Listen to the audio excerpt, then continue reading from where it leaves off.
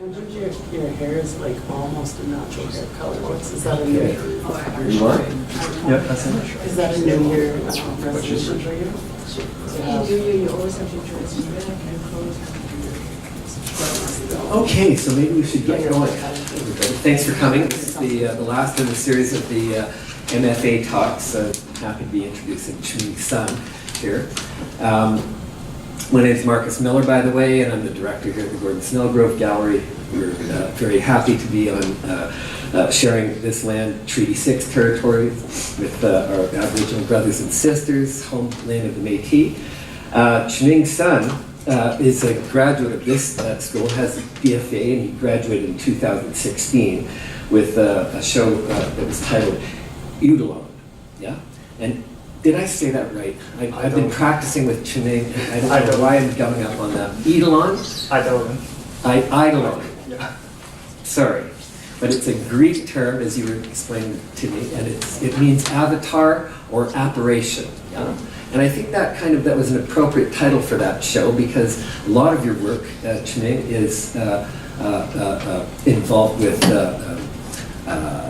mythology and spirits, magic, etc. Qiming has had several shows here at the Gordon Snellgrove Gallery, in addition to his graduating show. And he also showed with BAM, Art Collective, a show called Ink Pod. He showed at the Museum of Antiquities. That was an interesting piece that you did there for a show on magic, ancient and modern. And he was in a show that Xiao Han curated here and now at the Hubei Institute in China. He's received several scholarships. He's the gallery assistant here at the Gordon Snellgrove Gallery, and he's been doing a really great job of putting all our the tapes that I've been doing for these talks up on a YouTube channel that he made for us. So that's way better than having DVDs. And I appreciate that very much.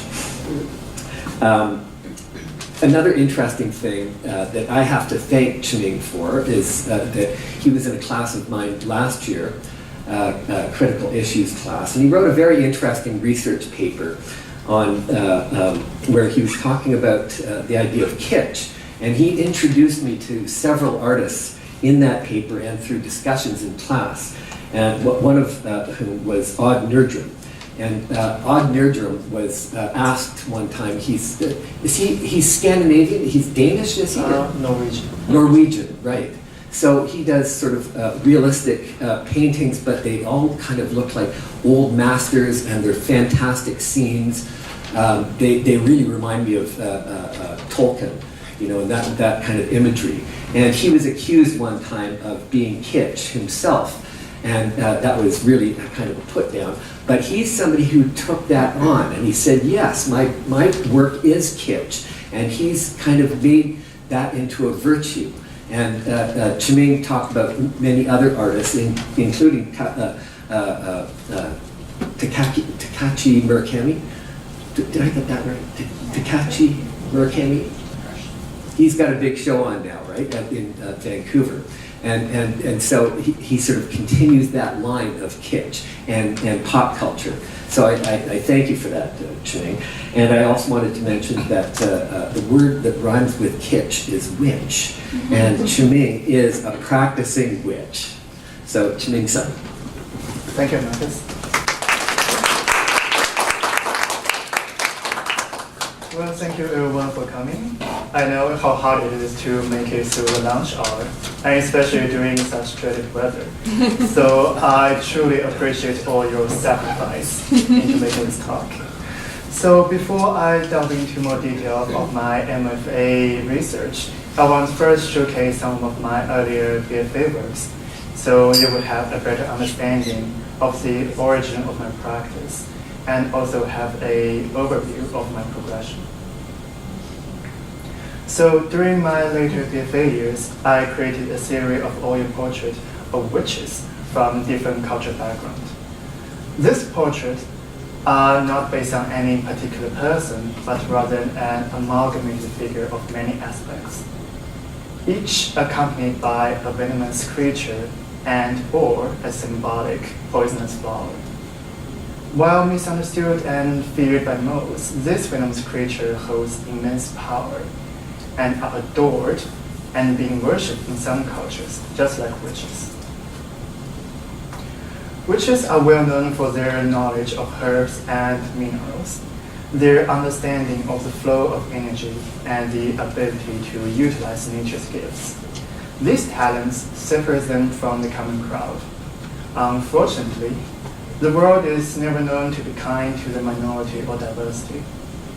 So instead of embracing and trying to understand the divergence, the majority of society often feels threatened by the new, the unfamiliar, or the different. Historically, in many cultures, the minority are either facing homogenization or persecution. Take waves upon waves of witch hunts throughout the Western history, for example. During those times, not just witches, but countless ordinary women, men, and the non-dominant pagan groups were those who simply refused to bend their knees to the religious propaganda, or those of whom who simply didn't fit into the social norms, were tortured, lynched, drowned during interrogation, or burned at the stake. To survive in such harsh environment, one must learn to disguise, adapt, hide in the shadows, or put on a facade. The famous voodoo queen of New Orleans, Marie Laveau, for instance, disguised herself as actually a renowned Catholic. So in order to keep the tradition going, she mixed the Haiti voodoo with Catholic symbology and the French court influence, lit the candle of Virgin Mary while praying to the voodoo lovers. While traditionally, oil painting is regarded as a staple of high art, and oil portraits specifically are normally reserved to depict social elites, especially male, religious, or political rulers of the dominant force. Therefore, I was really tempted to play with the idea of using portraiture as a tool of empowerment, commemoration, and celebration. To flip the table by depicting witches in an ornate manner instead. To put the outcasts high up on the pedestal in this gallery space, this epicenter of the culture, rather than tucking them away in some shady corners like we usually do in reality. I try to depict them truthfully, instead of portraying them as those twisted, wicked, demonized image, like crooked nose, green toad-like skin, which was used by the society to misrepresent witches. Later on, I also introduced androgynous figures to push the boundary of femininity and masculinity, and use it as my means of criticizing social norms and the predetermined gender stereotypes and beauty standards that's been forced upon us. Now, during the first year of my MFA study, I was trying to continuously exploring my interest in androgyny, symbolism, and the underappreciated beauty. In the meantime,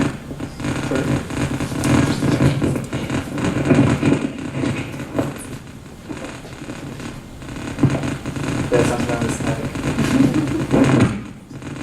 I'm going to turn this off. Yeah, Just turned it off, sorry.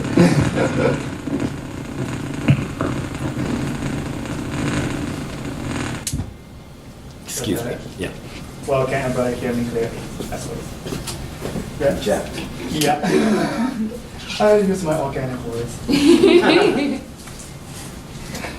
Trying to do a spell on us.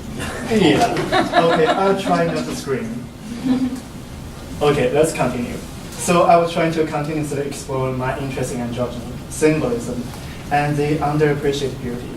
In the meantime, also refine my craftsmanship in figurative oil painting with a mindset of creating beautiful, sublime imagery.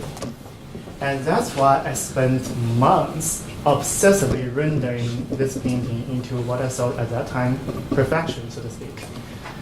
As a result, that attempt turned into an exquisite, marvelous example of utter complete disaster.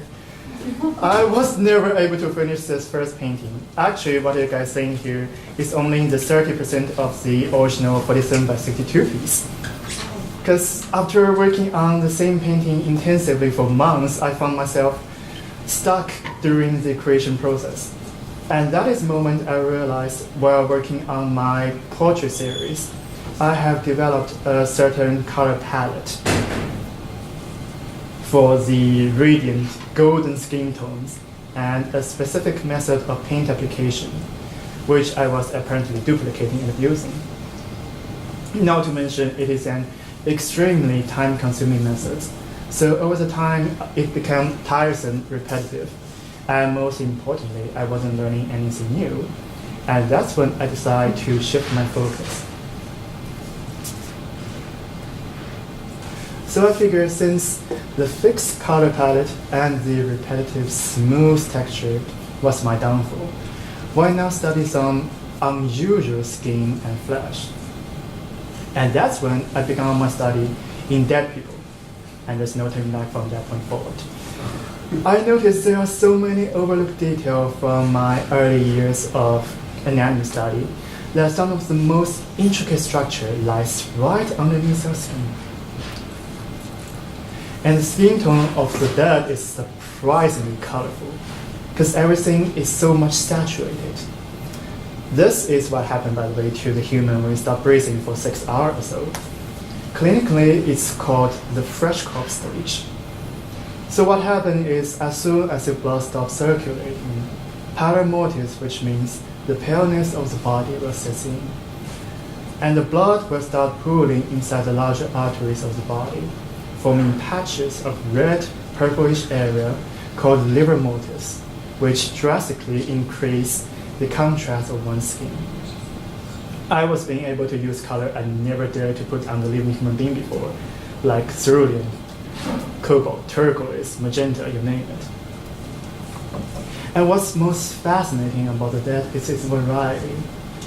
While the natural aging process of the living takes decades, and the changes could be rather subtle in a short time period, the transformation of the dead happens within hours. The pace is rapid and with dramatic results. This is the second stage of decomposition, the bloated stage, which happens around 8 to 10 days after death. As the bacteria digest your tissue from inside, it produces gas, cause the body to swell, so the formerly tight skin will puff up, and the unique green color, like algae, will begin to appear on the skin because the blood cells decompose.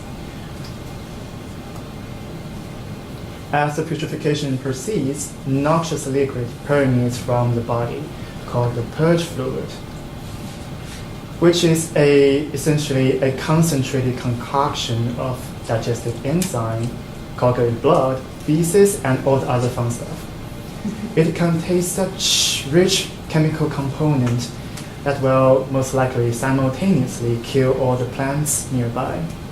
That's why if the body is found in the wild at its active decay stage, there will usually be a patch of blackened, slimy plants that remains underneath the corpse.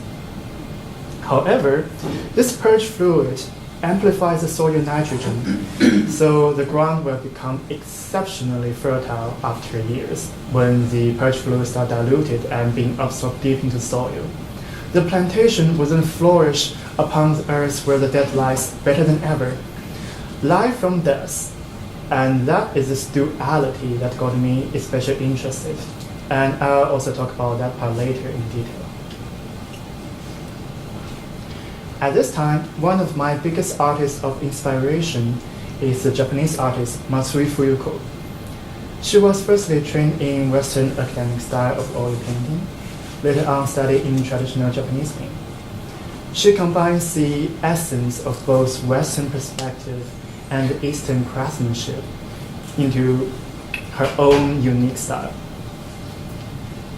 The media she used, the mineral color on silk, is an especially tricky material. It's even more unforgiving than watercolor because essentially mineral powder pigments bind it with thick animal glue so they can hold its shape on the silk surface without diluting. Thus, it requires meticulous precision but when used correctly and mastered, it can produce the most airy image. Most of her work deal with old subject matter, yule, which is Japanese word for ghosts, vengeful spirits in Asian folklore.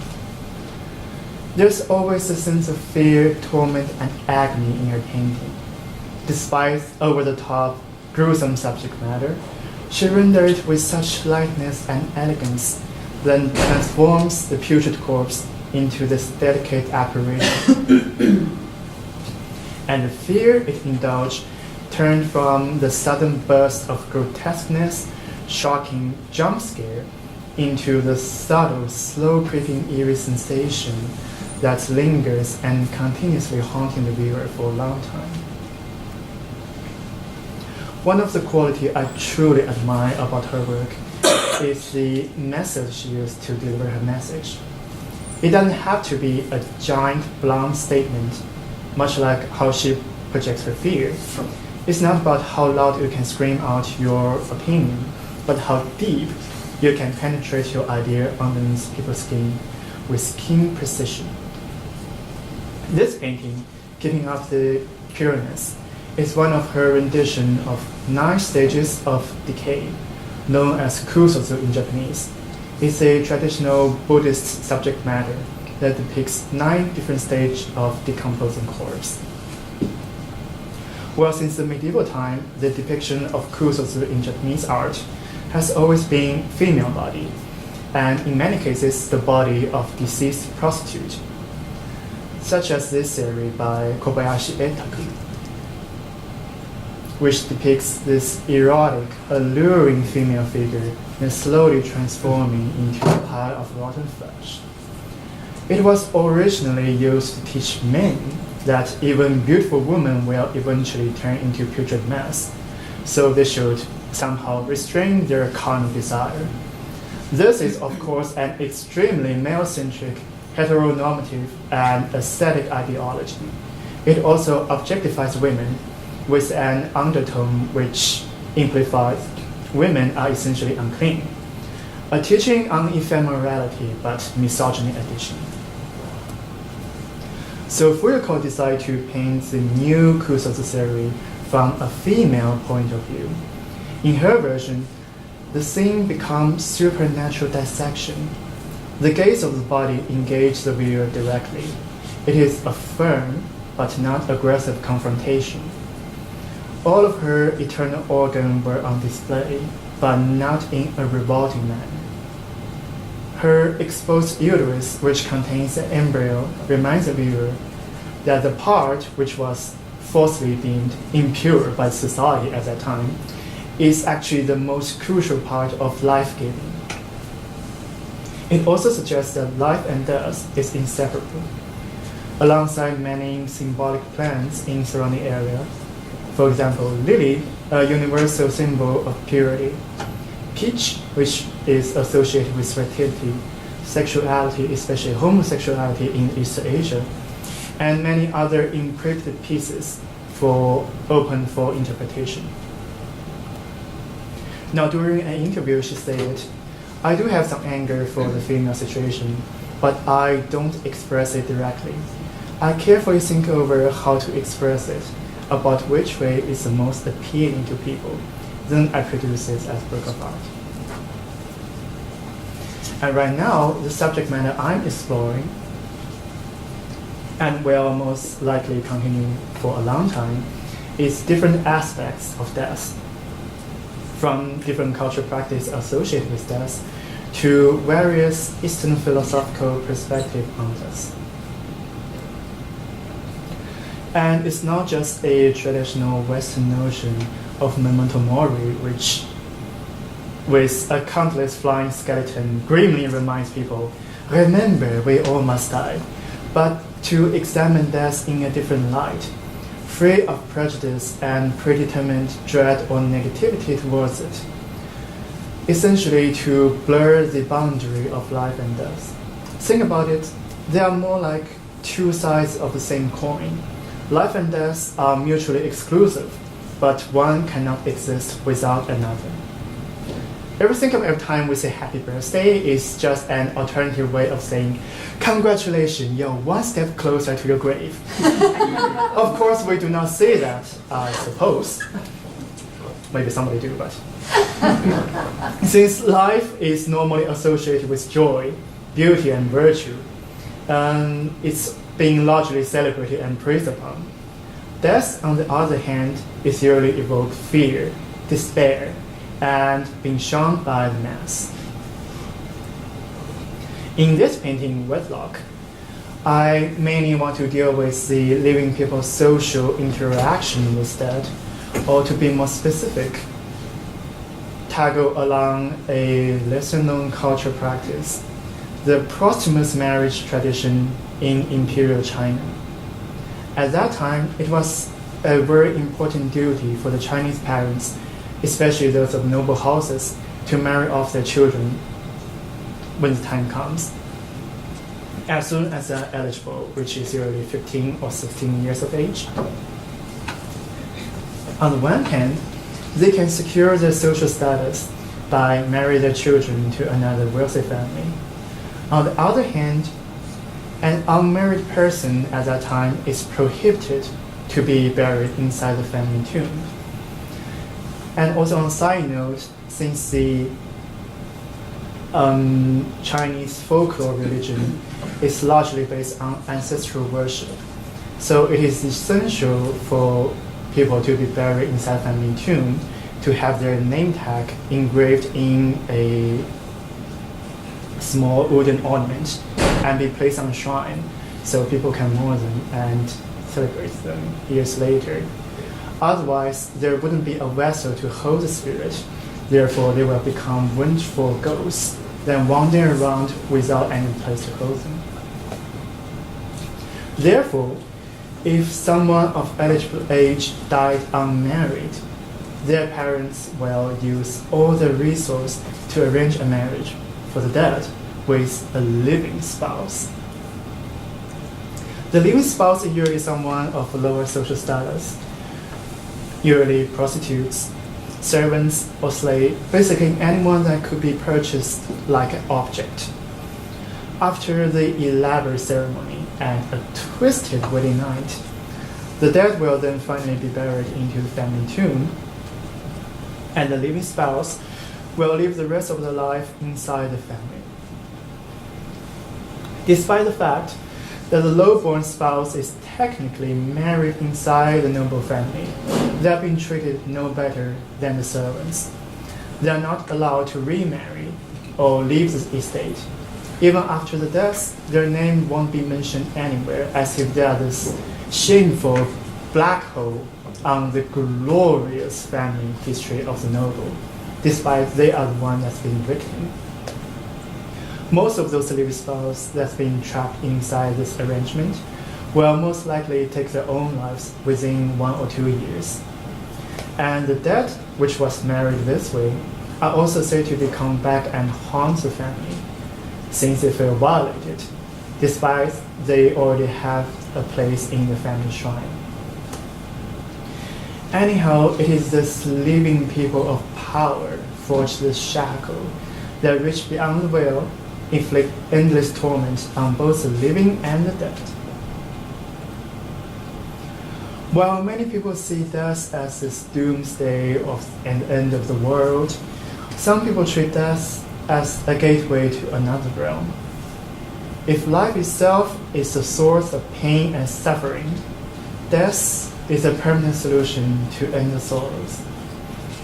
This painting speaks of a cultural phenomenon, couple suicide, which was iconic among the southern Chinese minority ethnic groups, the Naxi tribe, started from the early 18th century. Now, before the 1730s, certain minority ethnic groups of China were self-governed and under the central rule of the emperor. The system is called Tusi. The Naxi tribe, in particular, practiced free love. People were free to date and marry whoever they love. After 1730, however, the emperor evoked the Tusi system to concentrate the power.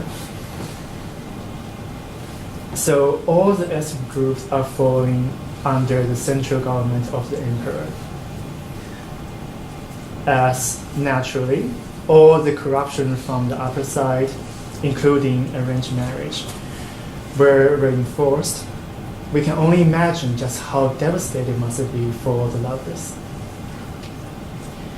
Elope is not an option for the couples, as that will not only put their family member in grave danger, because it's seen as disobedience and treason, and the punishment for treason is the capital punishment for the 9 category of relatives, which include your parents, your grandparents, your close friends and siblings, and their corresponding spouse, extend to 9 categories.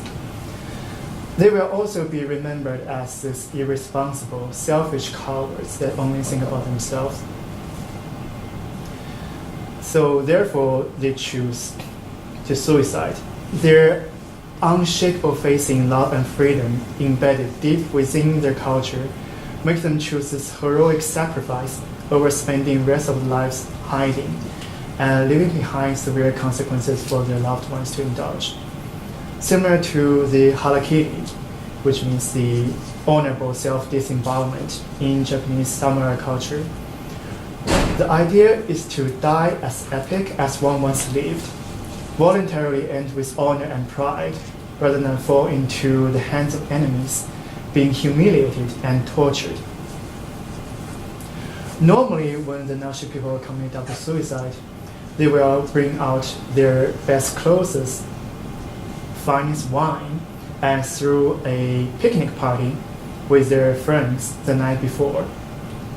They will dance, sing, and drink from dusk to dawn. And when their friends pass out drunk, the couple will then eat the pot of opium poppy or other poisonous plants like aconite and journey together to the afterlife.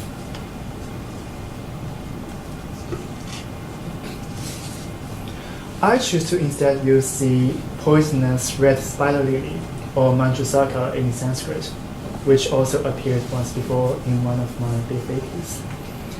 It is a plant that's native to southern China and Japan, highly toxic. And in Japanese folklore, it is also said to be the very flower that's blossoming along the riverbanks of Santsukaba, which is the Japanese equivalent of the river Styx of Hades in Greek mythology, the river that leads to the gateway of the underworld. Biologically, the red spider lily's leaf will sprout when the flower wilts, and when the flower dies, the leaf will sprout. So the leaf and flower will never see each other. Therefore, symbolically, the red spider lily stands for eternal separation. So the couple will separate in life and use this flower of conflicting symbolic meaning. And reuniting death is my play of irony and symbolism. Like I said before, many people prefer life over death. They praise the former and demonize the latter, despite life and death being part of this endless loop. People are terrified of aging and dying.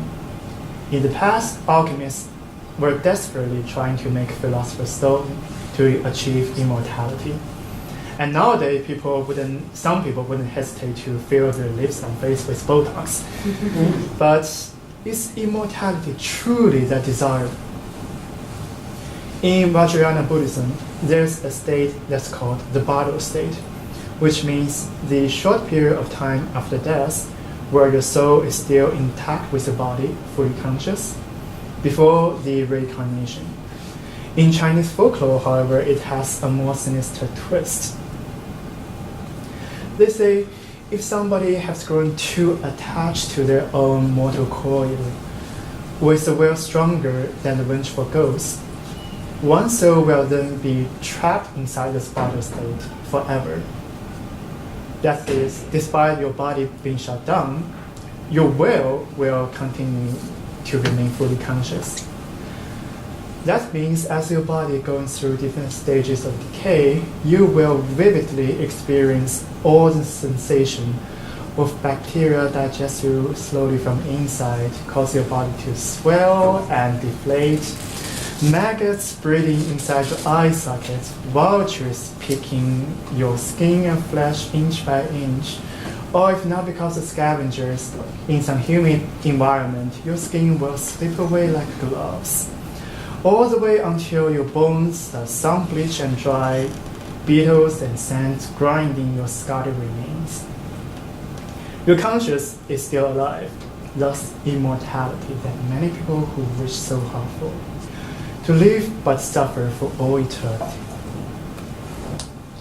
So there you have it.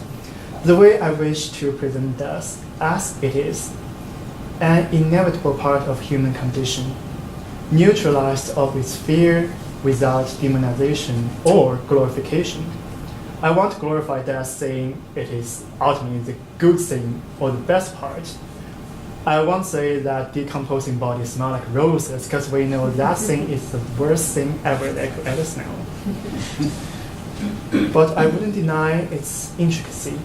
And there's always this unique beauty inside us if you look close enough and to examine it from different perspectives. As its counterpart, I won't praise life either, since there's plenty of it already. And the living does not equal to the beautiful or the benevolent. And that should conclude my slides. Any questions? Wow.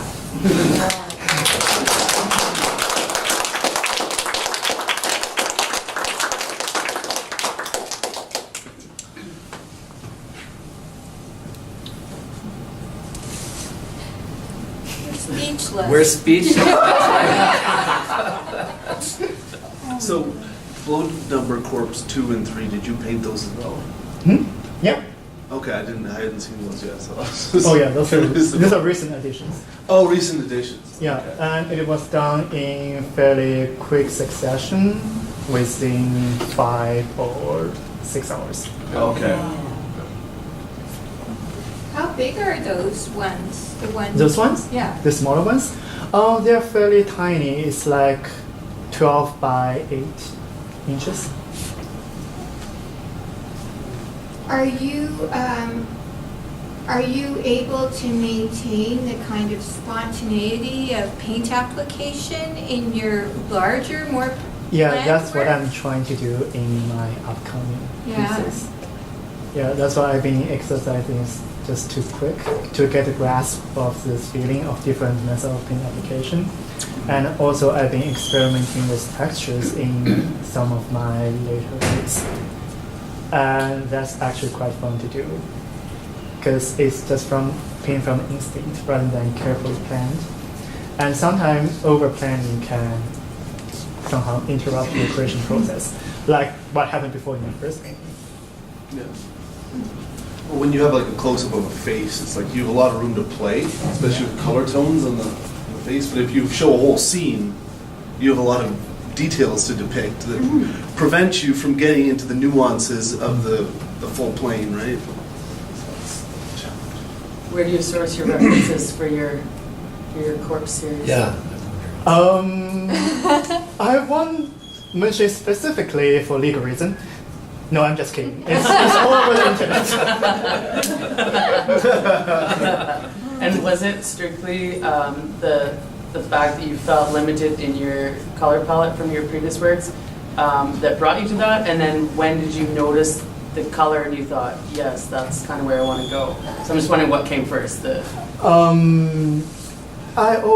It's sort of the same time, but I always have this fascination about the dance. But I haven't fully explored it yet ever before. But the moment I really decide to get deep inside to explore the dance is when I find myself start doing overly painting the living human beings with a radiant skin tone. Mm-hmm. And that's why I realized I want to try some new skin tones and what's better to paint dead people because there's so much different colorations in different stage.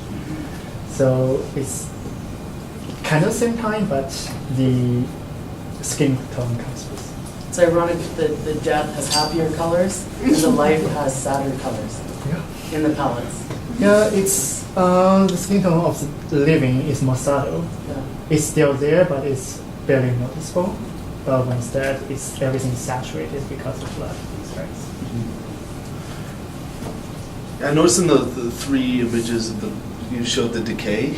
I thought that would look really interesting as well, like an etching series, right? Or in like a printmaking etching series where you increase the color as you go, or play with the color on the plates as you go. I think that'd be a really interesting possibility. Those are very striking paintings, and you know, because they are so spontaneous and they're so beautifully painted, really. Yeah. And they seem really like they are studies, yeah. And so, you know, when I was mentioning at the top in my introduction that you had this interest in kitsch, that whole aspect does not apply to this series of studies, does it? Because they seem like studies. They're just kind of straightforward, formal studies. Yeah, it's a straightforward to improve the craftsmanship aspect. It's like pure craft. Instead of overthinking the concept of what goes behind it and how to rearrange and construct my whole scenery in some of my bigger pieces. But I guess it still strikes me that there's something very, very powerful about these things because they're not laden with all of the symbolism and the content that you lend your more considered paintings, yeah? And we could, you know, think of those paintings and the interpretations that are sort of built into them as a kind of a kitsch, because there's something that's almost familiar about the meanings that sort of come from these. Whereas these paintings are very powerful just as kind of straight, formal studies, right? I think we respond to these on a much deeper kind of visceral Gross as you. I'm not sure if it's just gross. I think maybe Well, the and it's beautiful in its morbidity. And also, Yeah. I think it's interesting how those sort of radiant golden skin tones you were mentioning previously, for the living, literally take a back seat. Like those are in the background. They're literally the backdrop to the dead. And I found that fascinating. But it's also maybe how the paint is applied that it feels like it's moving. Whereas the other ones, you're telling a whole story, and the story in a way feels fixed, like it's complete and unchanging in a way. Whereas you can feel the change in this, so it's not kind of stopped in time. I could feel that it's continuing, and I think it must have to do with how quickly you're working. It almost looks like they're still breathing in a way. Yeah. It's kind of cool, I'm just saying. Well, that ties even more into my neutralizing the boundary of life and death. Exactly. There is a museum in Paris, and I can't think of the name of it, where they've injected, this was like maybe 100 years ago or so, maybe more than that, where they've injected plastic through all of the tendons in the body. And I don't know if you know what I'm referencing. And all the... You mean it's kind of embalming? Yes, it's a form of embalming. But it's a museum that you can actually walk through, and they will have a body, minus the body, just the veins with all of the plastic or whatever they used to put through there. And it's as macabre as this, but it's as attractive to look at because it's such a mystery. You know what I mean? And like, you know, a lot of artists, in the artist tradition, there was a lot of body snatching and illegal autopsies going on, you know what I mean? And yeah, I hate to say I find it really attractive, but I do. And this is just like what I saw. The two people in the water, that makes me think of Ophelia, who drowned herself. And then that guy, this other guy who's been bisected, that is such a rare, like, there's one case, does anybody know the case where the person was bisected? Black Dahlia. And it's like a very, very, I know you're probably not wanting to reference that, but it drew that to me immediately, was the Black Dahlia. Elizabeth Smart case where she was fired. But I love it. I think it's just, I really like it a lot. Even this, like, and the interesting thing with your progression of death, you seem to go more painterly or more relaxed in your strokes as you went to a deader phase. I still kind of think it is because with the face you have more room to play, especially with something as vague as it's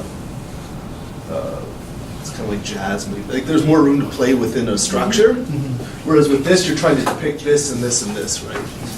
Which can possibly be done with the looseness, but you have to actively think, hey, I normally paint, I want to paint this movie like this, maybe I want to loosen my approach and do a few studies and see what I come up with. I think it's still possible.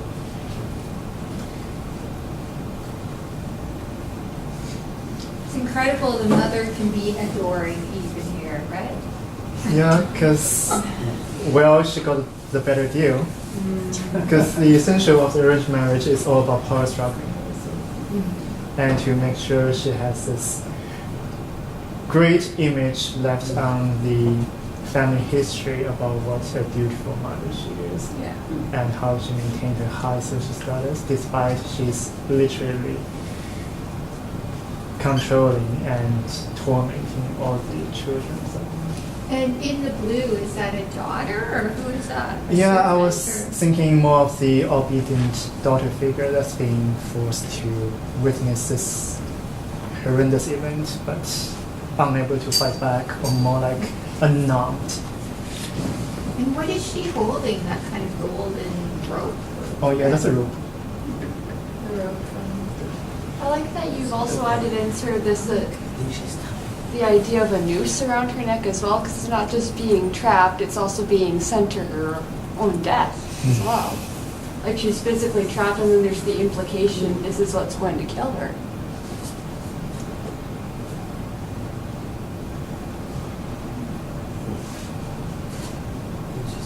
Yeah, and she's way less mobile than the dead guy. Because like the butterflies, we all know what that looks like, right? We've seen butterflies, and that's actually represents a lot of movement down here. And her little bells and all that very still. They're weighing her down. Yeah, right. I'm kind of noticing like a bit of a contradiction between like those death processes you talked about in nature, and then these like with or I was thinking particularly about like the slime. You talked about the plants just turning into black slime, like. But in these, like we still have this pristine, beautiful nature surrounding. Well, the purge fluid won't start leaking out after a while. Yeah, so Oh, this so is it's still just the earlier. hot stage. Yeah, so it won't have any this nauseous liquid leaking out yet.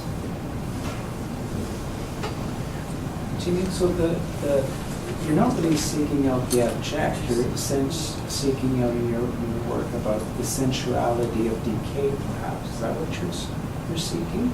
Yeah.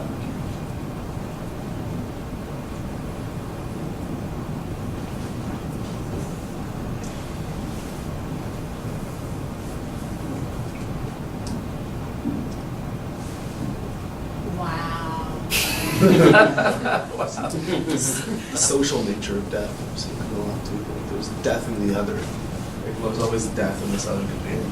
The other one is like death in this split spirit. Is that right? Which one? Maybe you can help clarify. This one? This is the part that's alive and the part that's, is this the idea that like there's a Yeah, part your of your soul conscious- that remains? The soul is still remain, but your body is dead.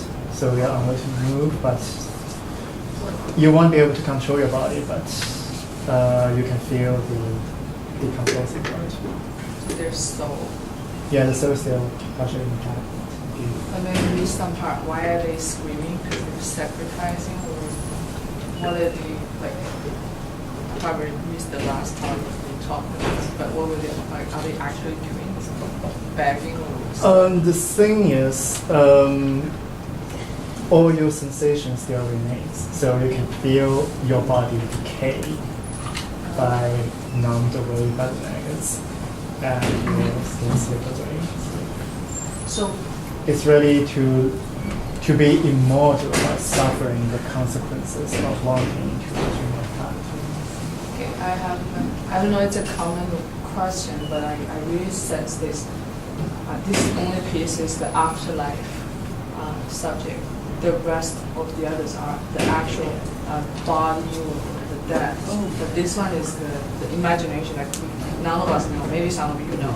None of us know yet. I'm not telling. Don't tell me that. But I found this beautiful part of this sacrificing or how, like not just about the liberty or freedom or struggling or restriction, but also the sacrifice or submissive part, like how they restrict and try to trade for something. So yeah, it's beautiful. It's just super strong.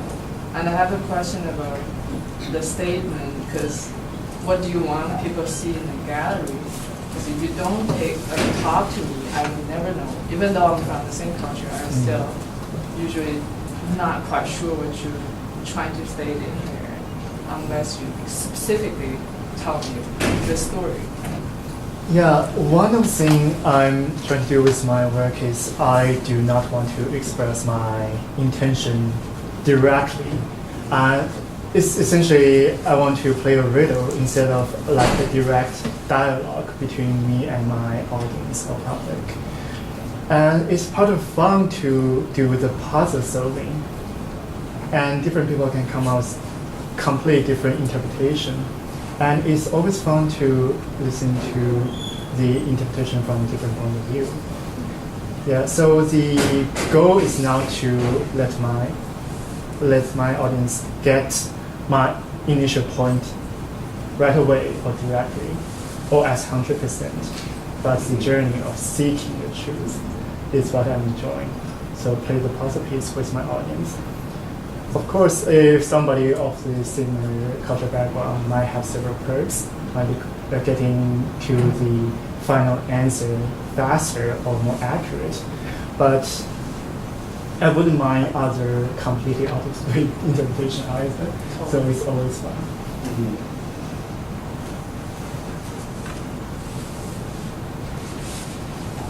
And I definitely noticed with the great body of your work, that certainly the latest work, except for just go back to the painting before this with the two people. Now this is a painting that relates much more closely to the Japanese painter that you were showing as an example, yeah? Because she's really sort of, although she, her subject matter also has to do with death, her paintings are quite beautiful, yeah? And they're explicitly beautiful, as this one is as well.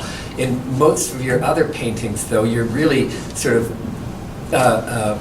concentrating on the horror, the anguish of it, of these scenes. Yeah.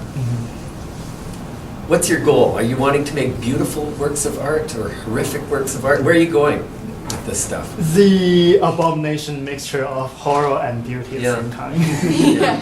Yeah, and as I said before, I want to explore different aspects of death as truthfully and neutrally. There's beauty in it, and there's, of course, horror in it. And many things mix emotion in between, so I want to tackle all the specific details of it. I don't want to create repetitive, like horror, gore, but just tackle along different aspects of it. Can you imagine including any of those studies? Will you do any more studies, small, totally. fast things, like in a final exhibition, for example? Yeah. Good. Like making collage, maybe. Yeah. What about focusing on different parts of the body, as opposed to like which they're all.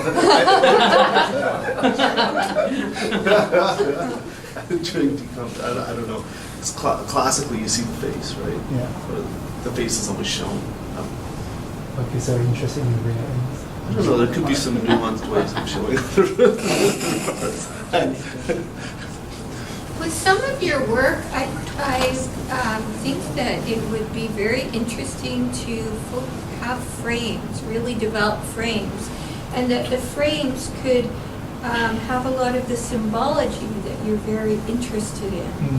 Because are illustrating different things. The sketches weren't illustrating, that's another difference. They weren't illustrating a story about, you know, how people deal with death in different cultures and all these problematics. And but you could bring some of that into a framework because it does have to do somehow with margin, can't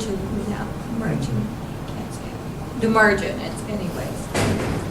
I could see you really developing that, and I know in your undergraduate work you had started to work with ceramics and a bit with 3D, and maybe that could be brought into developing a frame for it, which would almost be like the plants or the hair, but you could bring a lot of things in. And Qiming, what I noticed as well when you cut into the to the detail of this painting, I think is it what slide or before or after this? Something really interesting is starting to happen, and that we're focused on a different moment. Have you ever considered like painting? Because if you go back to the full painting, there's such beautiful moments in this, like the one hand just floating on the right hand side, even just the white blossoms in that water.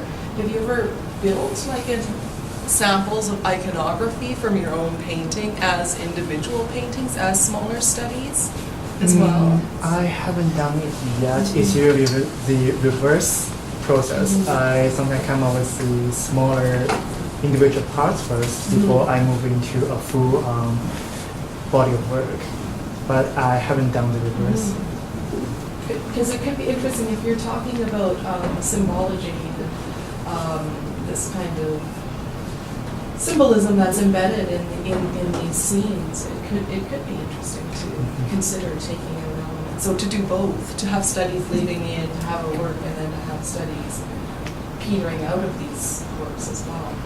And I'm only saying that I think because I've been feeding off of what Mindy and Marcus were saying about just the energy and the paint application in the small studies is really magical. Those paintings are really alive, and they talk to us again, not in a narrative sense, but they start to the paint itself starts to speak a little bit more, and I wonder if that would be the case, but while still keeping some of your narrative aspects in the work.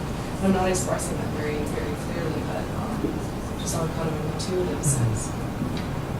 I'm just curious. I don't know, it's not really a question, it's more a comment, more of a comment, yeah.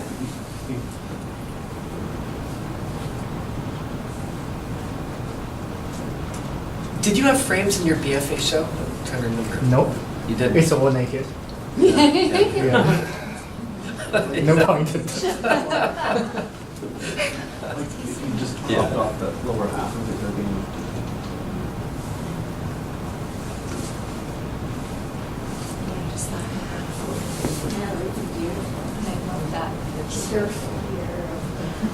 Yeah, maybe that's what I was thinking about, focusing on different bottom.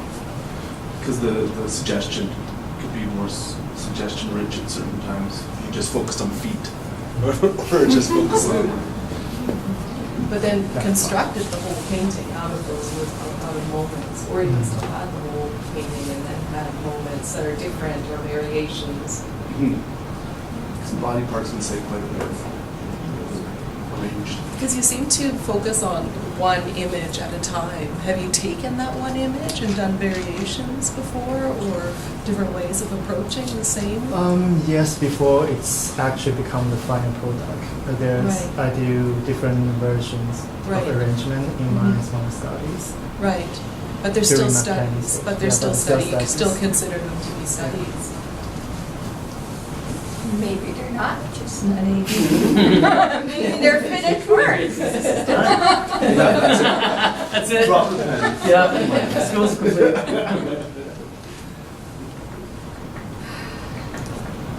That was an excellent talk. Yes. Thank you. Thank you. Yes.